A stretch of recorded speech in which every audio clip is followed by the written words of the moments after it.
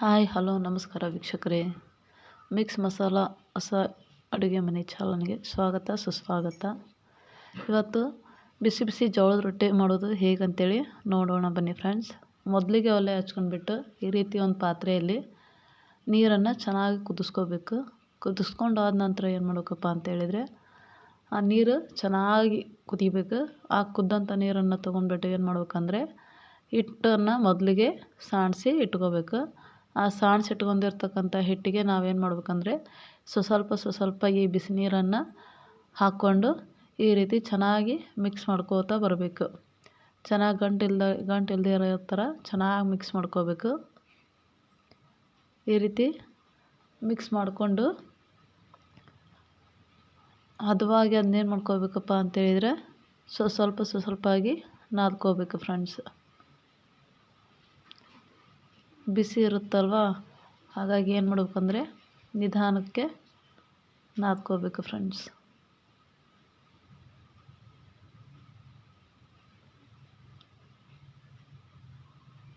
ನೋಡಿ ಈ ರೀತಿ ಕಲಿಸ್ಬಿಟ್ಟು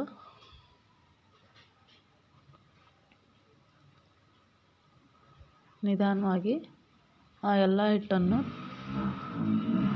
ಒಂದು ಸಾರಿ ಕಲಿಸ್ಕೋಬೇಕು.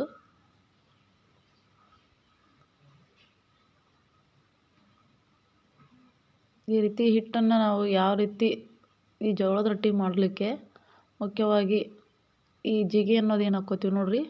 ಜಿಗೆ ಅಂದರೆ ನಾವೇನು ಬಿಸಿನೀರು ಕಾಯಿಸಿ ಹಾಕ್ಕೊಂಡಿವಿ ನೋಡಿರಿ, ಅದಕ್ಕೆ ನಾವು ಜಿಗೆ ಅಂತ ಕರಿತೀವಿ. ಈ ಜಿಗೆ ಹಾಕ್ಕೊಳ್ಳೋದೇ ಮುಖ್ಯವಾಗಿ ರೊಟ್ಟಿ ಮಾಡಲಿಕ್ಕೆ ಕಾರಣ ಆಗುತ್ತೆ. ನಾವು ಎಷ್ಟು ಚೆನ್ನಾಗಿ ಜಿಗೆ ಹಾಕ್ಕೋತೀವಲ್ರಿ ಅಷ್ಟು ಚೆನ್ನಾಗಿ ರೊಟ್ಟಿ ಬರ್ತಾವೆ. ಆಮೇಲೆ ಇದನ್ನು ನಾದ್ಕೋಬೇಕಾದ್ರೆ ಹದವಾಗಿ ನಾದ್ಕೋಬೇಕಾಗುತ್ತೆ. ನಮ್ಮ ಎರಡೂ ಕೈಗಳನ್ನು ಜೋಡಿಸಿ ನಮ್ಮ ಭಾರ ಎಲ್ಲ ಹಾಕಿ ಚೆನ್ನಾಗಿ ನಾದ್ಕೊಂಡ್ವಿ ಅಂದರೆ ರೊಟ್ಟಿ ಏನಾಗ್ತವೆ ಚೆನ್ನಾಗಿ ಬರ್ತಾವೆ. ಈ ರೀತಿ ಪದೇ ಆ ಹಿಟ್ಟನ್ನು ಹಿಂದ್ಕ ಮಾಡಿ ಚೆನ್ನಾಗಿ ಕಲಿಸ್ಕೋಬೇಕು. ಚೆನ್ನಾಗಿ ಭಾರ ಹಾಕಿ ನಾದ್ಕೊಂಡು ಹಿಟ್ಟನ್ನು ನಾವು ರೆಡಿ ಮಾಡಿಟ್ಕೋಬೇಕು. ಈ ರೀತಿ ಹದವಾಗಿ ಹಿಟ್ಟನ್ನು ನಾದಿಟ್ಕೊಂಡ ನಂತರ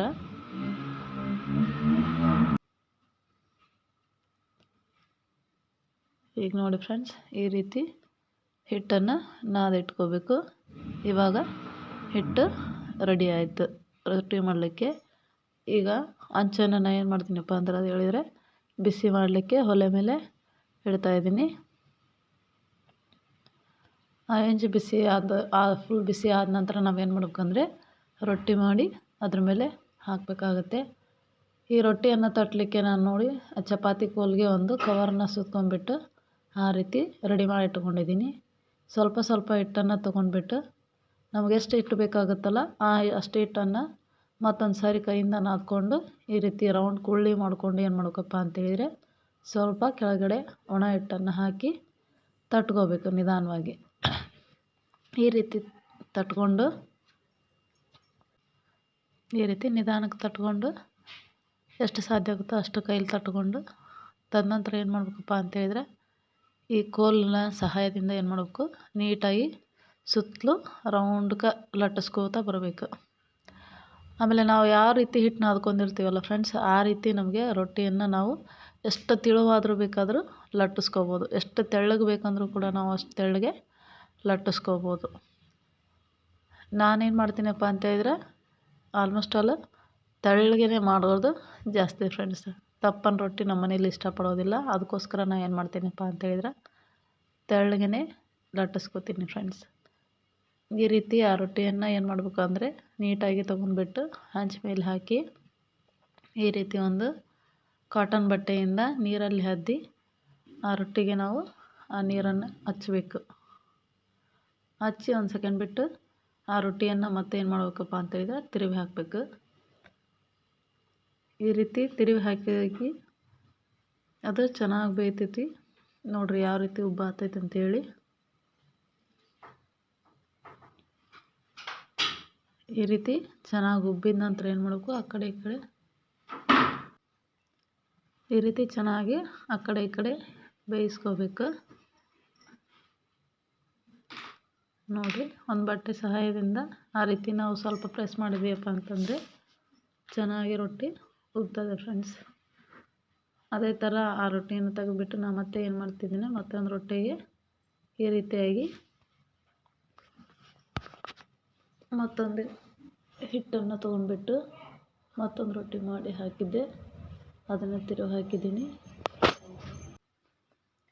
ಈ ರೀತಿ ಮತ್ತೊಂದು ರೊಟ್ಟಿನ ತಟ್ಕೊತಾ ಇದ್ದೀನಿ. ನೀಟಾಗಿ ತಟ್ಕೊಂಬಿಟ್ಟು ಈ ರೀತಿ ಮತ್ತೆ ಕೋಲ್ ಸಹಾಯದಿಂದ ಏನು ಮಾಡಬೇಕಪ್ಪ ಅಂತೇಳಿದ್ರೆ ನೀಟಾಗಿ ಲಟ್ಟಿಸ್ಕೋಬೇಕು. ನೋಡಿ, ಸುತ್ತಲೂ ಚೆನ್ನಾಗಿ ಲಟ್ಟಿಸ್ಕೋಬೇಕು. ಮಧ್ಯೆ ಮಧ್ಯೆ ನನ್ನ ಮಗಳೊಂದು ಮಧ್ಯೆ ಕೈ ಹಾಕ್ತಾ ಇದ್ದಾಳೆ. ಅವಳು ಹಂಗೆ ರೀ, ನಾ ಏನು ಕೆಲಸ ಮಾಡ್ತಾಯಿದ್ದೀನಿ ಅಂದ್ರೆ ಮಧ್ಯದಲ್ಲಿ ಬಂದೇ ಬಿಡ್ತಾಳೆ. ನಾನು ಮಾಡ್ತೀನಿ ಅಂತೇಳಿ ಬರ್ತಾ ಇರ್ತಾಳೆ.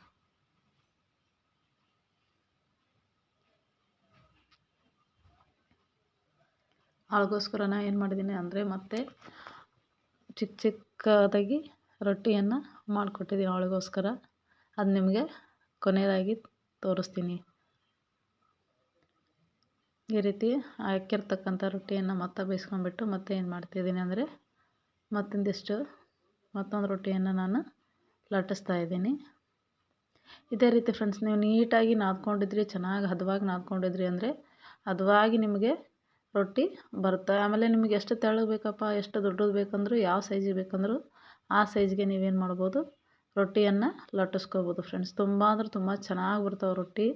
ನಾವು ಲಟ್ಟಿಸ್ಕೊಳ್ಳೋದ್ರಿಂದ ಅಷ್ಟು ತೆಳ್ಳಗೆ, ಆಮೇಲೆ ಇವು ಆರಿದ ನಂತರ ಕೂಡ ಏನಾಗುತ್ತಪ್ಪ ಅಂತೇಳಿದರೆ ಬಿಸಿ ರೊಟ್ಟಿ ಆಗಿ ಮತ್ತು ಉಳಿದ್ಬಿಟ್ಟು ಅಂದರೆ ವೇಸ್ಟ್ ಆಗ್ತವೆ ಅನ್ನೋಂಗಿಲ್ಲ ಫ್ರೆಂಡ್ಸ್. ತುಂಬ ಚೆನ್ನಾಗಿ ಪಳ್ಳಾಗಿ ಒಂಥರ ಹಪ್ಪಳ ತಿನ್ನೋ ಥರ ಫೀಲ್ ಆಗ್ತಿರುತ್ತೆ.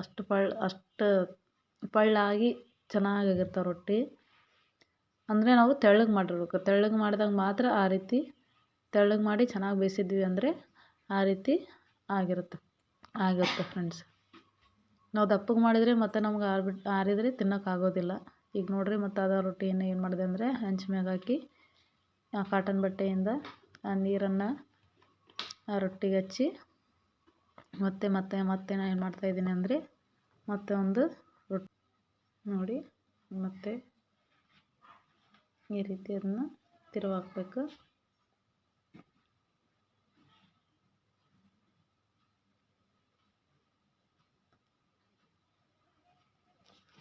ಈ ರೀತಿ ಮತ್ತೆ ಅದನ್ನು ಹೊಳಿಸಿ ಹಾಕಿದ ನಂತರ ನೋಡಿ ಯಾವ ರೀತಿ ಉಬ್ತಾ ಇದೆ ಅಂಥೇಳಿ. ಈ ರೀತಿ ಮಾಡೋದ್ರಿಂದ ಏನಾಗುತ್ತೆ ಅಂದರೆ ರೊಟ್ಟಿ ಮೆತ್ತಗಾಗಿ, ಮಿದುವಾಗಿ, ಸ್ಮೂತಾಗಿ ಬರ್ತವೆ. ತಿನ್ನಲಿಕ್ಕೂ ಕೂಡ ಚೆನ್ನಾಗಿರುತ್ತೆ ಫ್ರೆಂಡ್ಸ್.